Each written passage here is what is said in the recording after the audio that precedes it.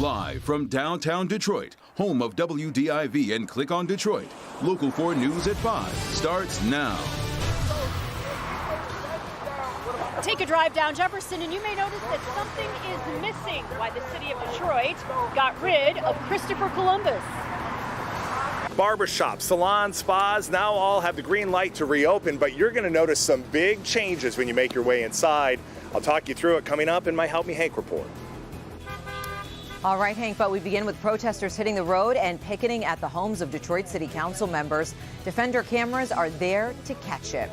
The protesters are now calling on those council members to vote down the expansion of facial recognition technology in the city. It's been a hot topic, along with the backlash against Detroit's Project Green Light cameras. We bring in Defender Sean Lay live at Detroit Police Headquarters, where protesters have been gathering again. Sean, this was far different, though, from a march through the streets. Absolutely. Right here where we see protesters. Night 17 now of protesters gathering here, but we saw 3 different protests today in Detroit neighborhoods, and you're right, they were targeting the homes of Detroit City Council members. But the facial recognition is the thing that has proven most controversial and is part of our demands. It's part of our effort to defund DPD. Protesters taking their message directly to the homes of Detroit Council members. In a couple of minutes, just line up on Cashew. This is the group Detroit Will Breathe, one of the main protest groups who take to the streets on a nightly basis. Today, a bold move, going to the homes of Detroit Council members Janae Ayers, James Tate, and Andre Spivey. Their demand to defund the Detroit Police Department, starting with the elimination of the use of facial recognition technology. Technology approved by the Board of Police Commissioners last fall. This group saying its use is racist, it doesn't work, and can misidentify people of color. I'm fighting for what I believe is right. I'm trying to give a better life for people. No confrontations with the members themselves. This was a car caravan to deliver their message. These are things that need to be brought to people's attention and things that really need to be stopped.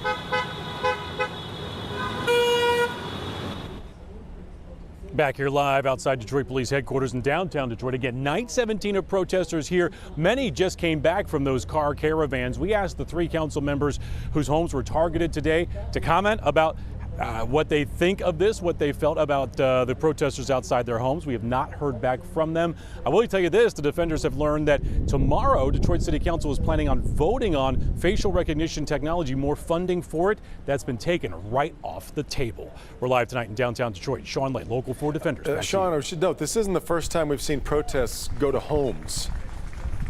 Just last night in Harper Woods, we've been reporting on an in-custody death of a woman there in police custody, and protesters went right to the mayor's house, even putting signs on the home itself. All right, Sean.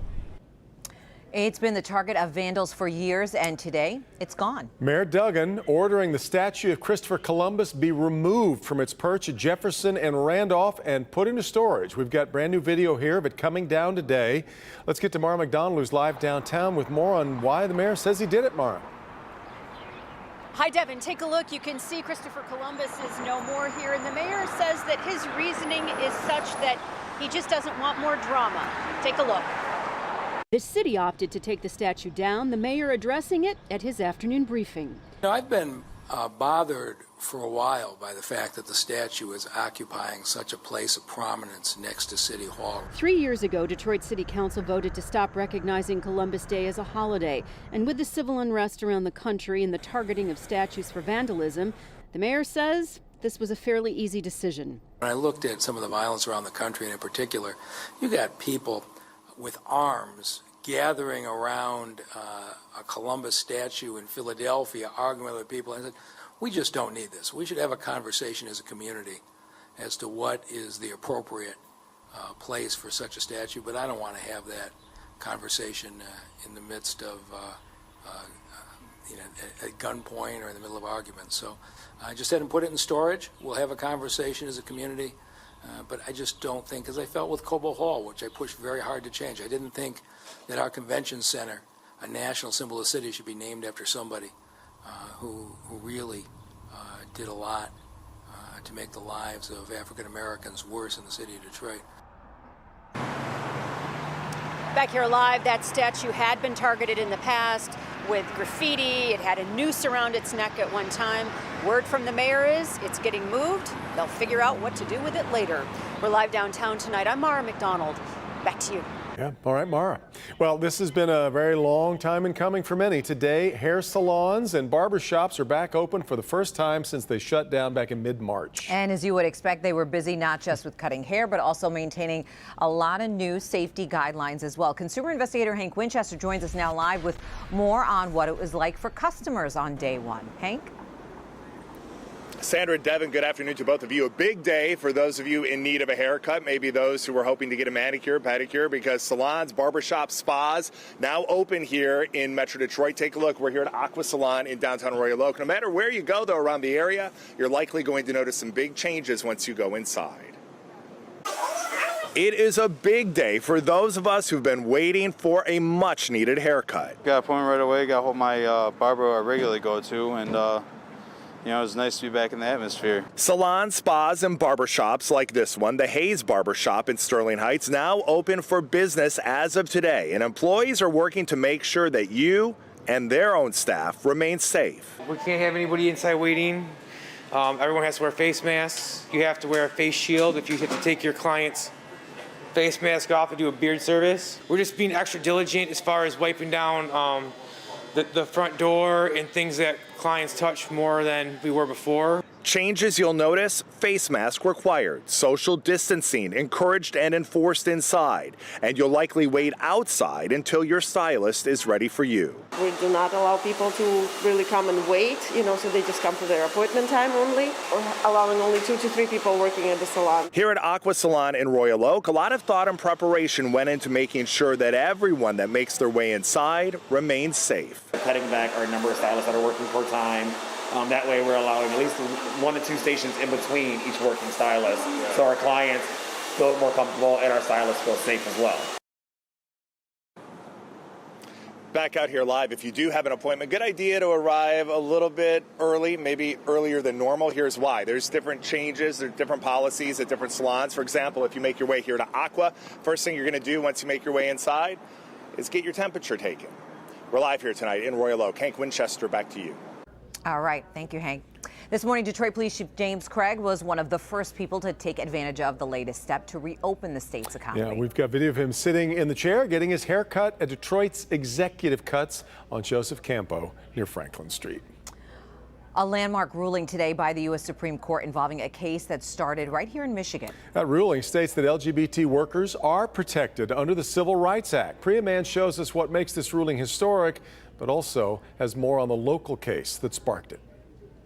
Supreme Court Justice Neil Gorsuch, a Trump appointee, wrote the majority opinion, saying an employer who fires an individual for being homosexual or transgender fires that person for traits or actions it would not have questioned in members of a different sex.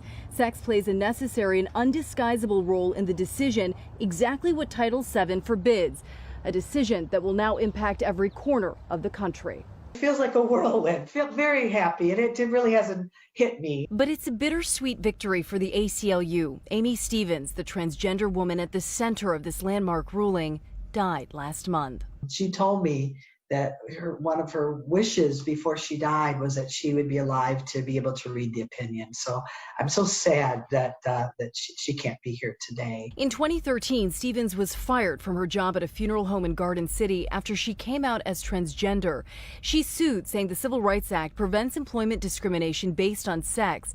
7 years later, the Supreme Court agreed in a 6-3 decision. It's so gratifying to see that the highest court in the land saying that when you discriminate against somebody because they're gay or because they're transgender, it is because of sex. But John Bursch, the state's former Solicitor General and the attorney who represented the funeral home before the Supreme Court, disagrees. It takes what used to be a cultural conversation about ideas and turns it into courtroom litigation. It just takes more of our culture wars and puts them in the hands of judges. The ACLU says Amy's determination led to a stunning victory for the LGBTQ movement. It was her courage and her bravery to come forward and say, this isn't right, and I want to do something about it, and I want to make this world a better world for other transgender people. And that was her commitment all the way through this process. Amy's wife Donna says she's grateful for the victory and that Amy's legacy will be that everyone will be treated fairly regardless of their sexual orientation